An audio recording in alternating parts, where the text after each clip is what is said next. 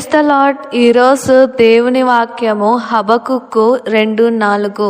నీతిమంతుడు విశ్వాసము మూలముగా బ్రతుకును అని వాక్యం సెలవిస్తుంది. నీతిమంతులు విశ్వాసము మూలంగా ఎలా బ్రతుకుతారు అని మనం ఆలోచించినట్లయితే, నువ్వు ఎప్పుడైతే నీతిగా ఉంటావో, నీతిమంతునిగా ఉంటావో, నీలో విశ్వాసం అనేది దృఢంగా ఉంటుంది. నువ్వు ఎప్పుడైతే ఆ విశ్వాసముతో ఉంటావో నువ్వు బ్రతుకుతావని వాక్యం సెలవిస్తుంది. మనకి విశ్వాసం లేకపోతే ఒక దానిపైన మనము నీతిగా ఉండలేం.